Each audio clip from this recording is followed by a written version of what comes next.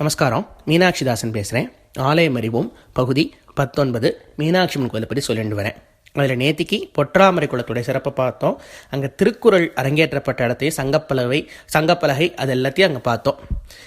இப்போ கொஞ்சம் தாண்டி உள்ளே போகிறோன்னே அதுக்கு முன்னாடி ஒரு சின்ன விஷயம் என்னென்னா, இந்த பொற்றாமரை குளத்துடைய கீழ் நடப்பாத மண்டபம் அதே மேற்கு நடைபாதை மண்டபம் ரெண்டும் கூடுற இடத்துல, குறிப்பாக அந்த கீழ் நடைபாதை மண்டபத்துக்கிட்ட தரையில் ஒரு கல்லில் புஷ்பம் மாதிரி செதுக்கியிருப்பா.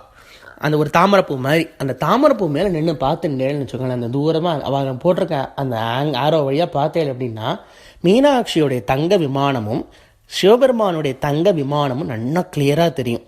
அந்த தங்க விமானம்ங்கிறது சிவபெருமானுக்கு ரொம்ப முக்கியமான விஷயம். அது பேர் இந்திர விமானம்னு பேர். இந்திரனாலேயே பிரதிஷ்டை பண்ணப்பட்ட விமானம் அது. அதனால் அந்த விமான தரிசனம், அங்கே விமான தரிசனம் கோடி புண்ணியம். அதை பார்த்தாலே அவ்வளோ ஜொலிக்கும். அது சூரிய கிரணங்கள்லாம் பட்டு, பகல் வேளையில் பார்த்தீங்கன்னா சூரிய கிரணங்கள் பட்டு ஜொலிக்கும். இரவு வேளையில் பார்த்தீங்கன்னா மின் விளக்குகள்லாம் போட்டிருப்பா. அதெல்லாம் அந்த வெளிச்சத்தில் அது ஜொலிக்கும் அந்த விமானம். இந்த விமானத்தை, இந்திர விமானத்தை, சிவபெருமானோட இந்திர விமானத்தை சேவிக்கிறதுக்கு இன்னொரு வழி இருக்குது. என்னென்னா, மேற்கு வாசல் வழியாக, மேற்கு கோபுர வாசல் வழியாக உள்ள நுழைஞ்சேன்னா, மேற்கு கோபுரம் நல்லா பெரிய கோபுரம், அந்த பெரிய கோபுரத்து வழியாக உள்ள நுழைஞ்சேன்னா நுழையறதுக்கு முன்னாடியே ரோட்லேருந்து பார்க்கும்போதே அந்த மேற்கு கோபுரத்துக்கு கீழே நிலைகள்லாம் இருக்கும்னு சொன்னேன் தெரியுமா. ஒவ்வொரு நிலையாக இருக்கும். ஒவ்வொரு நிலைக்கு நடுவில் ஓட்டை இருக்கும். அந்த ஓட்டை அதுக்கப்புறம் உள்ள ஒரு கோபுரம் இருக்கும். மேற்கு கோபுரத்தை தாண்டி உள்ள ஒரு கோபுரம், அந்த ஓட்டை, இது ரெண்டும் ஒரே சம அளவில் இருக்கும். அந்த சம அளவு வழியாக சேவிச்ச பார்த்தேன்னா கரெக்டாக அதை தாண்டி இருக்கிற விமானம் தெரியும். மூணும் பக்கத்தில் இல்லை, மூணும் தள்ளி தள்ளி தள்ளி தான் இருக்குது. ஒரு கோபுரம் இன்னொரு கோபுரம் தாண்டி இருக்கும், அதை தாண்டி தான் விமானம் இருக்குது.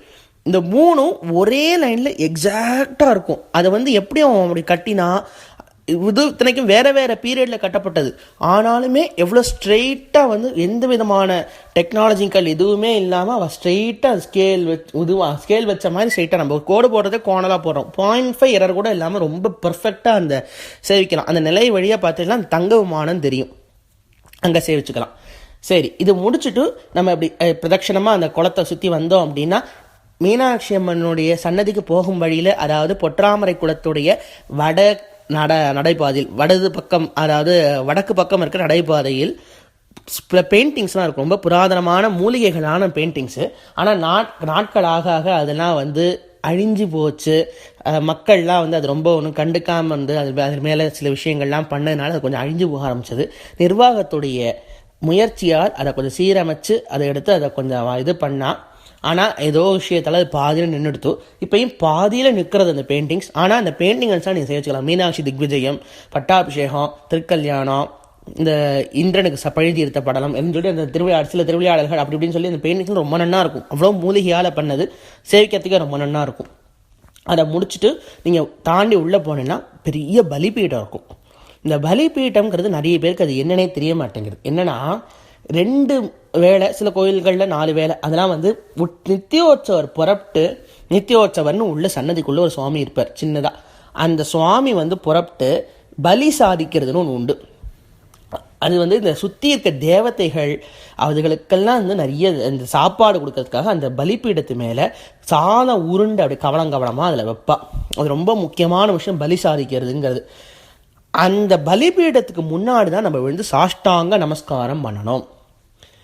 கோவிலில் பலிபீடத்தை முன்னாடி தவிர வேறு எங்கேயுமே விழுந்து நமஸ்காரம் பண்ணக்கூடாது. இதை ஸ்ட்ரிக்டாக சாஸ்திரம் சொல்கிறது.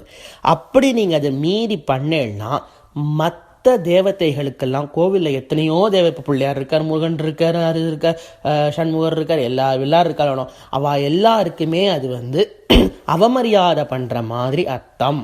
எனவே பலிபீடத்துக்கு முன்னாடி மட்டும்தான். இப்போ தப்பாக என்ன நினச்சிட்டு இருக்கா, கொடிமரத்துக்கு முன்னாடி விழுந்து நமஸ்காரம் பண்ணுங்கிறா. கொடிமரம் இல்லாத கோயிலில் என்ன சுவாமி பண்ணுவேன், சாஷ்டாங்க நமஸ்காரமே பண்ணக்கூடாதா? அப்படி கிடையாது. பலிபீடத்துக்கு முன்னாடி நின்று தான் சாஷ்டாங்க நமஸ்காரம் பண்ணணும். விழுந்து சேவிக்கிறதுக்கு பலிபீடத்துக்கு முன்னாடி மட்டும்தான் அருகதி, வேற எங்கேயுமே அருகதி கிடையாது.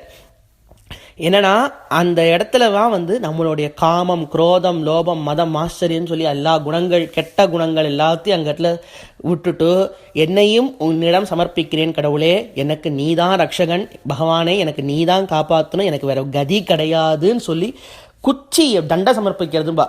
ஒரு குச்சி வந்து எப்படி நிற்க வச்சா டபக்குன்னு கீழே விழுமோ, அதே மாதிரி நம்மளும் சாஷ்டாங்கமாக அந்த இடத்துல விழுந்து எனக்கு ஒன்றை தவிர வேற கதி இல்லை, நீயே சரண் அப்படின்னு சொல்லி அந்த இடத்துல விழுந்து நமஸ்காரம் பண்ணணும். பலிப்பீடத்துக்கு மட்டும்தான் முன்னாடி விழுந்து நமஸ்காரம் பண்ணணும். வேற எங்கேயுமே கோவிலில் சாஷ்டாங்க நமஸ்காரம் பண்ணக்கூடாது. பண்ணினா மற்ற தேவதைகளுக்கு அவமரியாதை, அது தேவையில்லாத பாவம். அந்த பாவத்தை நம்ம சம்பாதிச்சுப்பானே, கோவிலுக்கு போகிறதே புண்ணியத்துக்காக, அந்த பாவத்தை நம்ம சம்பாதிக்க வேண்டாம். ஸோ பலிப்பீடத்துக்கு முன்னாடி விழுந்து நமஸ்காரம் பண்ணிக்கிறோம். அதை முடித்தோடனே இடது பக்கம் பார்த்தீங்கன்னா ஒரு பெரிய அந்த இடத்துலயே தாண்டினோடனே அது ஒரு பெரிய மண்டபம் இருக்கும். அந்த மண்டபம் வந்து நிறைய விஷயங்களை உள்ளடக்கிய மண்டபம். அதாவது இந்த பக்கம் பார்த்தீங்கன்னா கிளிக்கூண்டு மண்டபம்னு ஒன்று இருக்கும். அது ஏன் அது கிளிக்கூட்டு மண்டபம்னு சில பேர் சொல்கிறா, கிளிக்கூண்டு மண்டபம்னு சொல்கிறா. அது வந்து அந்த மண்டபம் ஒரு யூனிக் ஃபீச்சர் என்னென்னா, அந்த மண்டபம் கொஞ்சம் தனியாக வெளியில் ப்ரொஜெக்ட் ஆகி இந்த பொற்றாமரை குளத்தோட கொஞ்சம் வெளில இருந்திருக்கும். அதாவது தண்ணி ரொம்ப இருந்ததுன்னு பொற்றாமரை குளத்தில் இந்த கிளிக்கூண்டு மண்டபம் அடிவழியாக தண்ணி இருக்கும். ஸோ அந்த மண்டபம் மட்டும் கொஞ்சம் பொற்றாமரை குளத்து மேலே அப்படி தனியாக நிற்கிற மாதிரி இருக்கும். இது எங்கேயும் நீங்கள் சேவிச்சா நல்லா தெரியும் அப்படின்னா, பொற்றாமரை குளத்துடைய மேற்கு கரையில் தான் வந்து இந்த கிளிக்கூண்டு மண்டபம் இருக்குது. நீங்கள் கிழக்கு கரையில் போய் நின்று சேவிச்சேன்னா, அதாவது ஈஸ்டர்ன் சைடு ஆஃப் த பொற்றாமரை குளத்தில் நின்று சேவிச்சேன்னா, இந்த மண்டபம் உங்களுக்கு தனியாக அந்த பொற்றாமரை குளத்தில் இருக்கிற மாதிரி உங்களுக்கு தெரியும். அப்படி தான் கட்டிருக்கவே செஞ்சியா, கொஞ்சம் தள்ளி தான் இருக்கும். இதுக்கு கீழே சில படிகள்லாம் வேறு உண்டு.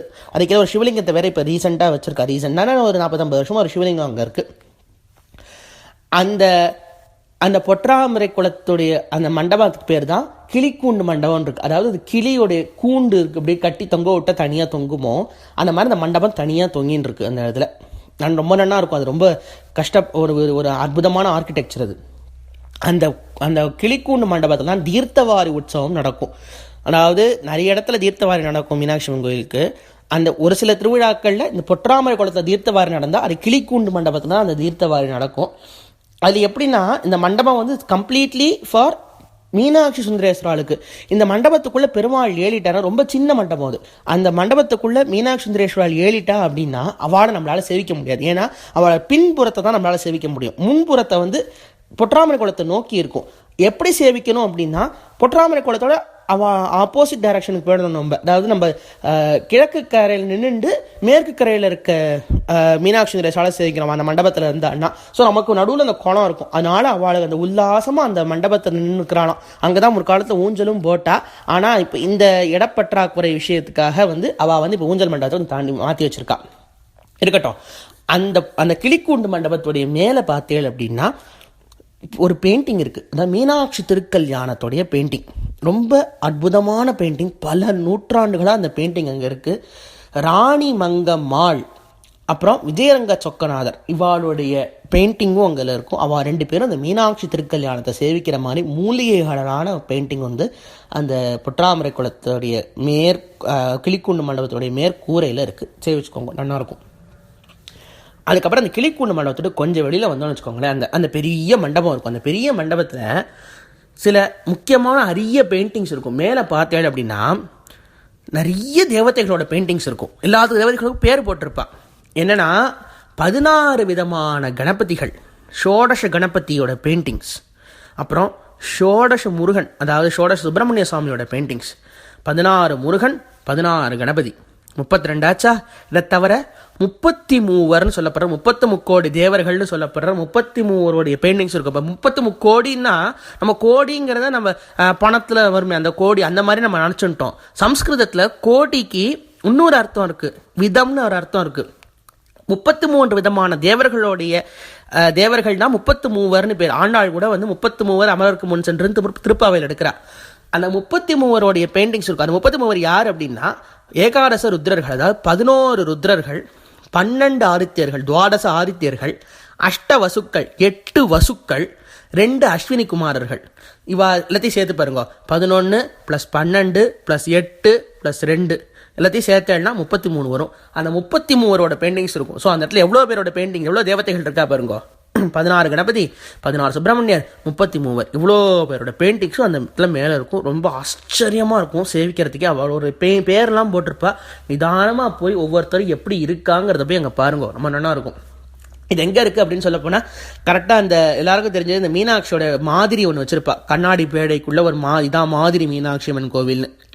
அந்த அந்த அந்த எந்த மண்டபத்தில் இருக்கோ, அந்த ஊஞ்சல் எந்த மண்டபத்தில் இருக்கோ அதே மண்டபத்தில் தான் மேலே பார்த்தேன்னா இது இருக்கும். அந்த மண்டபத்திலே இன்னும் கொஞ்சம் தாண்டி போனேன்னா இன்னும் சில விஷயங்கள்லாம் இருக்குது. 8 அடி ஒவ்வொரு சிலைக்கும் 8 அடி உயரத்தில் பஞ்ச பாண்டவர்கள் இருக்கா. அதாவது பஞ்சபாண்டவர்கள் யாருங்கிறதே நிறைய பேர் இப்போ கன்ஃபியூஷன். கர்ணன் பஞ்சபாண்டவரில் வருவானா, துச்சாதனன் வருவானா, அது இது நிறைய கன்ஃபியூஷன் வந்துருத்து. இப்போ அதில் பஞ்சபாண்டவர்கள் யார் அப்படின்னா தர்மபுத்திரன்னு சொல்லப்படுற யுதிஷ்டர், பீமன், அர்ஜுனன், நகுலன், சகதேவன், இவா தான் 5 பேர் தான் பஞ்சபாண்டவர்கள். ஒவ்வொருத்தருக்கும் 8 அடி உயரத்தில் அந்த இடத்துல சிலைகள் இருக்குது. ஒவ்வொரு தூண்லையும் சேவிக்கிறதுக்கு ரொம்ப ஆச்சரியமாக இருக்கும். அவளுடைய வீரம், அவளுடைய மசில்ஸ் எல்லாம் பார்த்தீங்கன்னா ரொம்ப பெருசாக இருக்கும். எப்படி இருந்திருப்பாங்கிறத ஒரு மாதிரி மாதிரி நமக்கு வச்சுக்கோங்களேன். அப்புறம் வாலி சுக்ரீவன் ஆப்போசிட்டில் இருப்பா. அவளை சேவிக்கிறது ரொம்ப நல்லா இருக்கும். அதாவது இப்போ நிறைய பேர் இந்த ஆஞ்சநேயர் நினச்சிக்கிறா. ஆஞ்சநேயரில் வாலியை போய் ஆஞ்சநேயரை சேவிச்சுட்டு இருக்கோம். வாலி வந்து ராமர் கொன்னர், அவரை போய் நம்ம இப்போ சேவிச்சுட்டு இருக்கோம். ஆனால் அந்த வாலி சுக்ரீவன் ஆப்போசிட் சண்டை போடுற மாதிரி இருக்குது. அதுவும் நல்லா இருக்கும். அதை முடிச்சுட்டு நிறைய அந்த வேடுவச்சிலாம் இருக்கா. இவா அப்புறம் புருஷா மிருகம்னு ஒரு கேரக்டர் இருக்குது மகாபாரதத்தில். அதில் பாதி மிருகமாக இருக்கும், பாதி மனுஷனாக இருப்பார். அந்த புருஷா மிருகமும் வந்து அந்த இடத்துல இருக்குது. ஸோ ஒவ்வொன்றும் 8 அடி உயரம் அந்த இடத்துல. அந்த ஒவ்வொரு தூண்லையும் ஒவ்வொரு பாண்டவர் அப்படி இருப்பார். ஸோ அந்த இடத்துல இவ்வளோ விஷயங்கள் அடங்கியிருக்கு. அதுக்கு இந்த கேப் பிட்வீன் இந்த தூண் அதுக்கப்புறம் அந்த சீலிங், அந்த ரெண்டுத்துக்கும் நடுவில் சின்ன அந்த இடத்த கூட உடலாவா சின்னதாக திருவிழாளர்கள்லாம் செதுக்கிட்டு போயிட்டா. ஸோ 64 திருவிழாளர்களும் அந்த இடத்துல இருக்குது. இவ்வளோ விஷயங்கள் உள்ளடக்கியது அந்த இடம். ரொம்ப ஆச்சரியமாக இருக்கும் சேவிக்கிறதுக்கு. அதை போய் கண்டிப்பாக நீங்கள் பாருங்க. நாளைக்கு அங்கே இருக்க சித்தி விநாயகர் அப்புறம் சுப்பிரமணிய சுவாமி சேவிச்சுண்டு நம்ம மீனாட்சி நதிக்குள்ளே பிரவேசம் பண்ணுவோம்.